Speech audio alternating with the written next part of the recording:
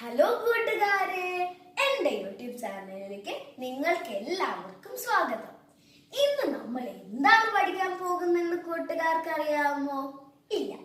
അപ്പോ ആദ്യം ഈ വാക്യം നമുക്ക് നോക്കാം. രാമു പാട്ടുപാടി.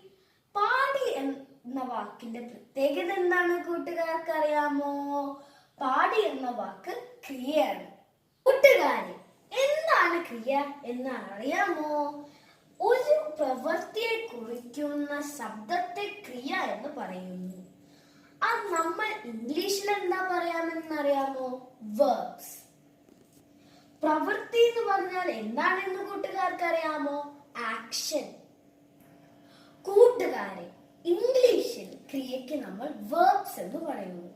അറബിക്കിൽ എന്താണ് പറയാ എന്ന് കൂട്ടുകാർക്ക് അറിയാമോ? ഫിയൽ. കൂട്ടുകാരെ, ഈ വാക്കുകൾ നമുക്ക് വായിച്ചു നോക്കാം. ഇവ പ്രവൃത്തിയെ സൂചിപ്പിക്കുന്നു, അല്ലെങ്കിൽ ആക്ഷൻ. ഇവയെ നമ്മൾ എന്താണ് വിളിക്കുക എന്ന് കൂട്ടുകാർക്ക് അറിയാമോ? ക്രിയ അല്ലെങ്കിൽ കൃതി.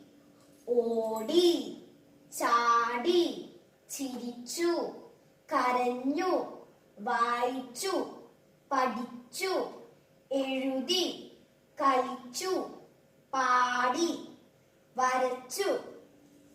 കൂട്ടുകാരെ, നമുക്ക് ഈ വാക്യങ്ങൾ വായിച്ചു നോക്കാം. ഈ വാക്യങ്ങളിലെ ക്രിയ ഏതാണെന്ന് കൂട്ടുകാർക്ക് മനസ്സിലാകുമോ?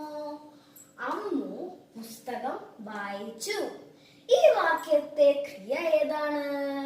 അതെ, വായിച്ചു. വായിച്ചു എന്നതാണ് ക്രിയ. കുട്ടികൾ പന്ത് കളിച്ചു. ഈ വാക്യത്തിലോ പന്താണോ? അല്ല, കളിച്ചു. കൂട്ടുകാർക്ക് ക്രിയ എന്താണെന്ന് മനസ്സിലായില്ലേ? ഇംഗ്ലീഷിലെ verb ആണ് മലയാളത്തിൽ ക്രിയ.